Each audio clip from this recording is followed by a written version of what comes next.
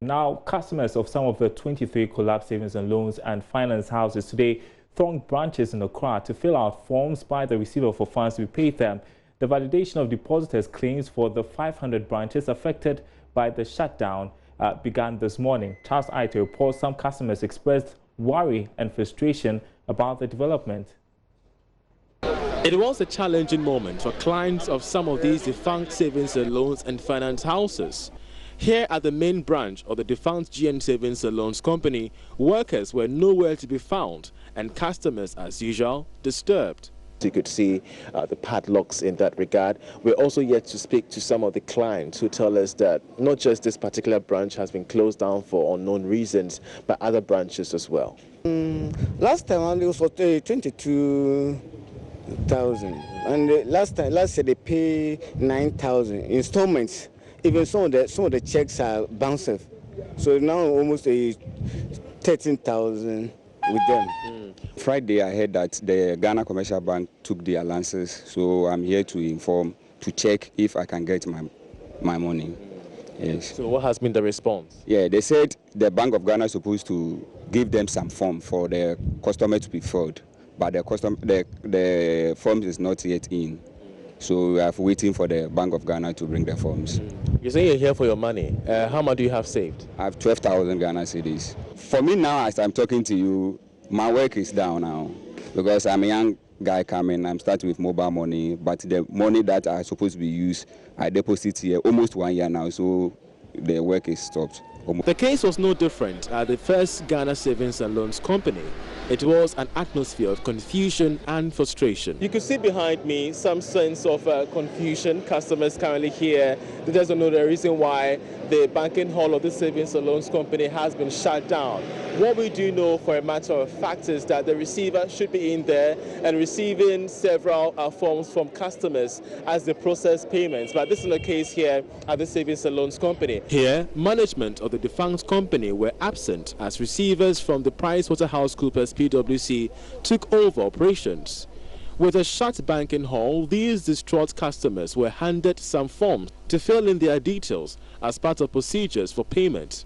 But they had no idea what they had in their hands. Do you understand what this is? I don't really understand it. I can only read, but I don't just understand what they are saying. Unless, when this form was given out, I asked them, who is going to fill them? Am I to fill them and bring it back to them? Or what? They said if I should fill where I can fill and then leave the rest to them. I also asked them, am I the one to go and look for the Commissioner of Oath? All they told me was that I should wait, fill what I can do, and then give it back to them. All right, so this gentleman is a pensioner, and most of his pension funds come through this particular bank. We had the announcement, so we have to rush here to see what's happening. Unfortunately, when it came here, they've locked the banking hall. If they excuse that, the government said they should lock it up because of the insolvent issue. But this savings and loans that have been in existence for a while, more over 30+ years, and we've not had any issue of that nature before. Mr. Johnson is a 70-year-old pensioner who had visited the banking hall for his pension pay. He was met with this news that the finance institution was shut. A new member has come to inform us better food. This is what we are standing for. So you're here to get your money? I'm here for my money. But we're told that the Bank of Ghana would have to review the payments inside first of all, before you could get your money. Mr. When? As for the when, we don't know. We are hungry. For a gentleman, nice gentleman, we are hungry. So the government has to come to our aid. So far, the Bank of Ghana has given the assurance that funds are available to pay depositors of the 23 savings and loans companies and finance house companies that have been shut down. The receiver appointed to manage the validation process, Eric Nana Nipa, has indicated the validation process may end by middle of September. For Joy Business, Charles Aite reporting. Those customers obviously worried and frustrated there. Well, they who have been affected by this latest cleanup have about 4 weeks to complete the process within 7 days for payment to begin. Now, the receiver appointed by the Bank of Ghana to manage the process, Eric Nananipa, has been speaking to Joy Business. If you are looking for payments through a mobile transfer, would ask you for your mobile money transfer number. It's so important. So these are the details that are on that sheets, that claim sheets. You fill them, you attach the necessary documentation, and then you present them at the branch where you initially took them from, because we have people there. They will then go through what we call a validation process. All right. They would take your forms, analyze or review the underlying documents, and what they would want to do would be to, number one, establish whether indeed your claim is valid. Okay. Whether, number two, whether your claim is genuine, and number three, whether the sums that you claim are correct and accurate. All right, so they do this internal reconciliation. They take your documents and reconcile them to the documents of the company independently. And if indeed it is what it is, then they move into the stage 3, which is to notify you that your validation was successful. Where your validation hasn't been entirely successful, they'll still notify you and raise issue with the areas which need further consideration for you to come in, sit with them, and then agree. Having agreed that your claim is valid, it is then admitted in the receivership process. Then we move to the arena of payments, where, depending upon the timing and quantum of realizations, not generally, then you'll be notified as to how you're going to be paid and where you're going to be paid. I must mention, in this instance, which is also very similar to what we went through, or what we are going through with the microfinance companies, is that government has voted sums of money for the purpose of meeting the indebtedness of these companies to some depositors, not all of them. Eric Nippard there giving us the processes for validation. Well, the Bank of Ghana has assured that all depositors' funds is safe despite the shutdown of the 23 financial institutions. This was in a notice issued by the central bank after carrying out its last round of the cleanup. Georgia fears more on this and other issues covering this action taken by the regulator. The Bank of Ghana in the notice disclosed that just like what happened with the cleanup of the commercial banks, government has provided the required funds to pay depositors after the required scrutiny is done by the appointed receiver for the process, that is Eric Nanimpa. But are we assured of getting everything? Elliot Amako is the deputy head of banking supervision at the Bank of Ghana. Now, our law requires us to go through certain processes. So for all the 23 institutions, they would have come in at different times. You do not have the same set of standards for everybody in terms of when you detected that they were insolvent. But what we've indicated is that we take them through various processes. What the law requires is that if your capital is impaired, we need to take you through a certain set of processes, which includes giving shareholders the ample opportunity to recapitalize the institution to the point where we believe it is viable and that depositors' funds with them will be safe. Okay, so for different institutions, they happened at different stages. But what we've also indicated is that we've taken all of them through these legal processes, giving them time and space to, on their own, rectify these capital deficiencies. But unfortunately, for these 23, they were not able to. The Bank of Ghana noted that to minimize the expected job losses, the receiver, that is Eric Nanimpa, would engage some of them to assist him with the receivership process. However, for those that would not be absolved, they will get all their severance package.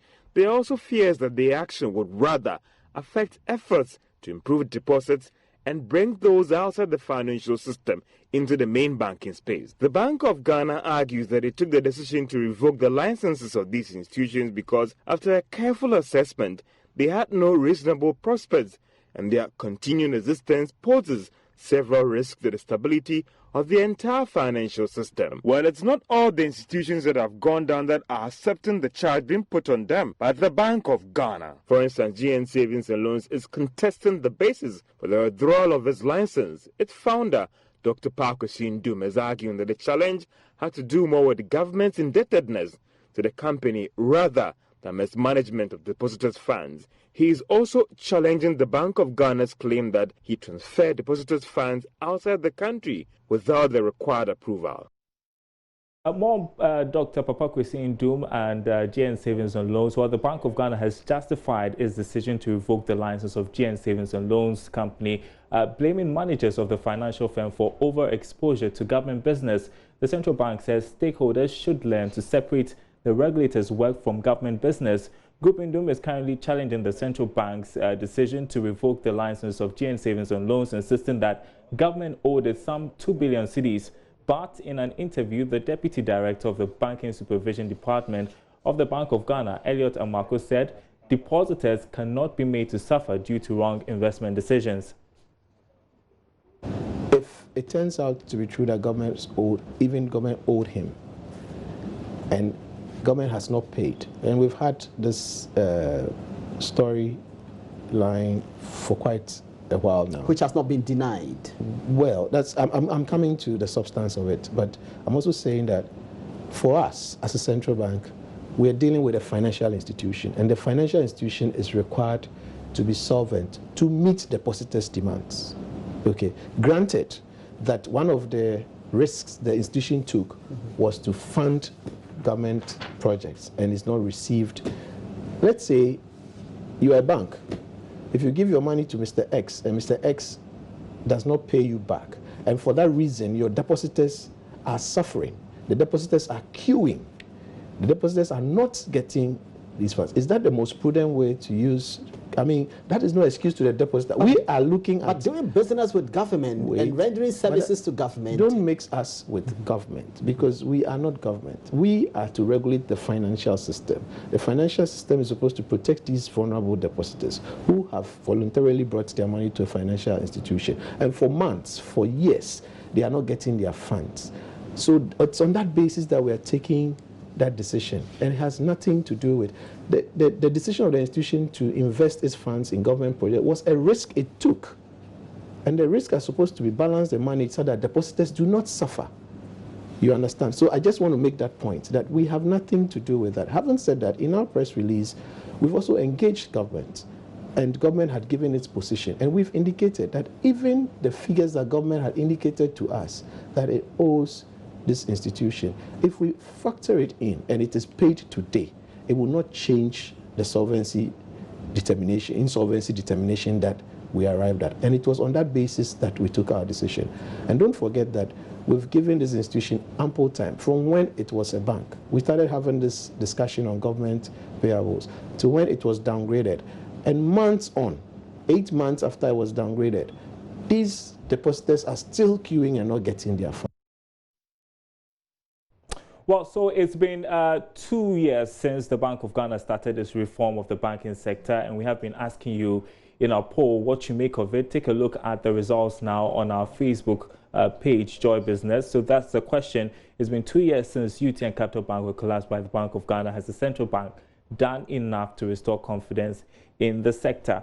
And 40% of you say yes, 60% of you say no. Well, the poll is ongoing. We still have some 3 days more for you to vote. But most of you saying that the Bank of Ghana has not done enough to restore confidence in the sector. So that's the latest on our poll on our Joy Business page on Facebook. Well, President Akufo-Addo has been speaking about the reforms in the banking sector. He's justified it and says it is to ensure that the private sector gets the necessary financial support to take advantage of the Africa Continental Free Trade Agreement. The president said this when addressing stakeholders at the opening ceremony of the conference on the implementation of the CFTA in Accra. Government is established by law, Act 990 of 2019. The State Interest in Governance Authority, SIGA, which is going to replace the discredited State Enterprises Commission and the Divestiture Implementation Committee.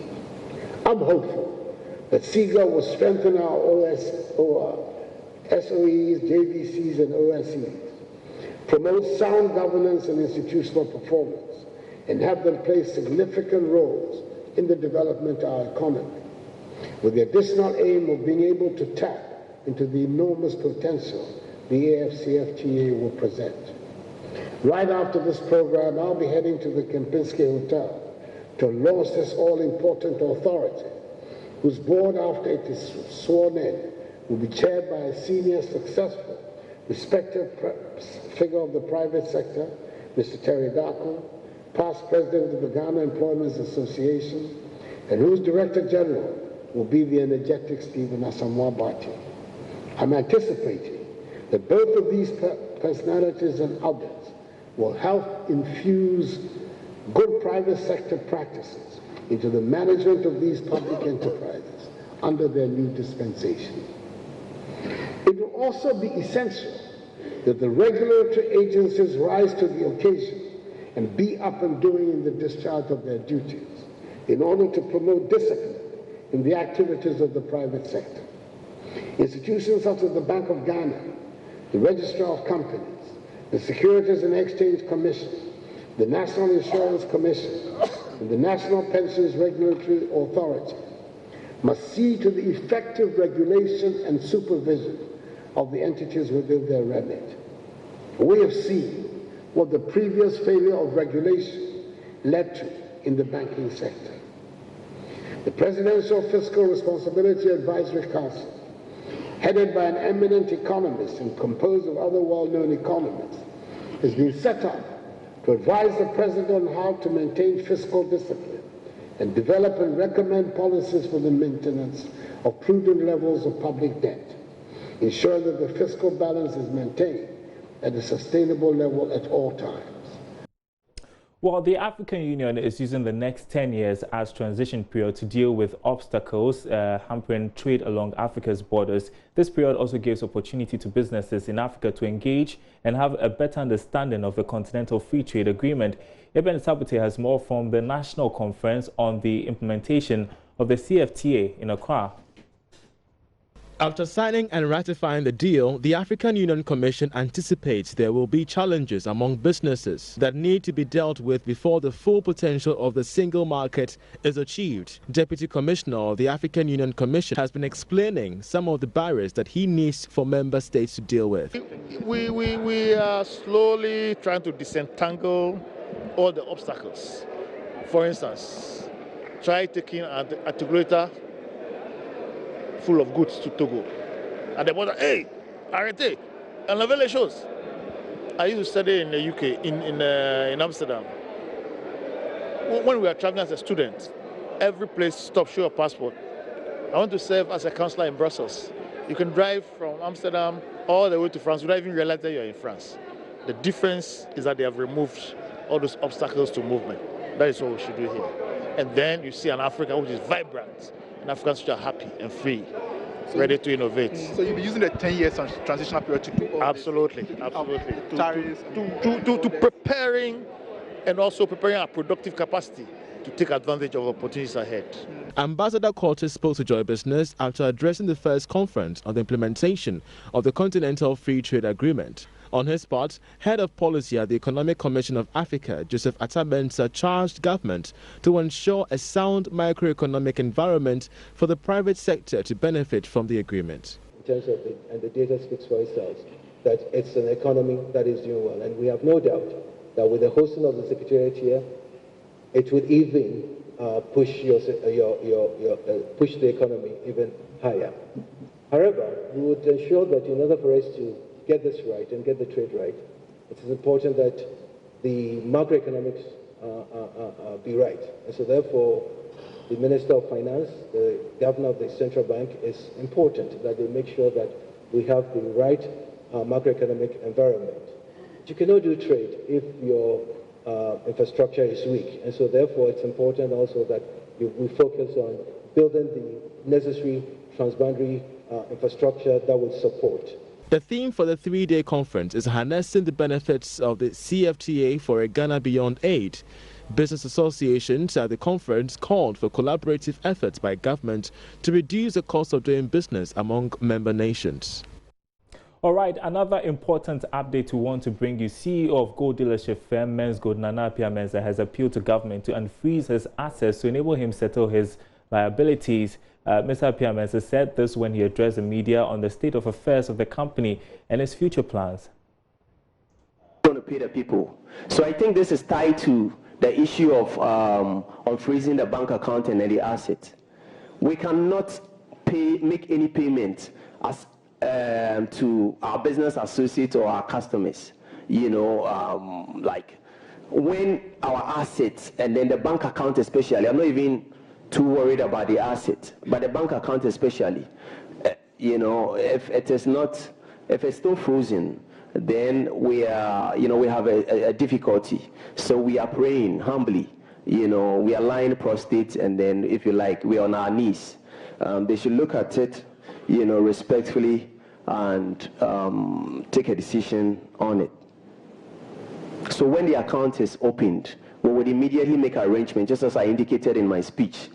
We would immediately make arrangement, and then that would include meeting the customers' leadership, broad consultation, coming up with a feasible or realistic schedule, and then once we have consensus, we would communicate. So this is what we have, this is what we're planning.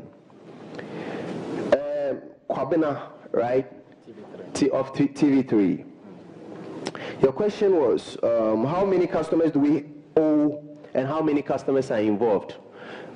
Respectfully, because we are before a court of law and these are issues of fact. Now the court, the prosecutions, which is the police, they are alleging a certain figure. We are contesting that figure. All right, and we'll have more on that in the days to come. That'll be it for Business Live. Thanks for watching. My name is Darryl Kwao. There's more news on our website, myjoyonline.com/business. Get up to date on all the day's latest stories, of course, on the unfolding events in the financial sector as well. myjoyonline.com/business. My name is Darryl Kwao. I'll be with you same time tomorrow. Stay tuned.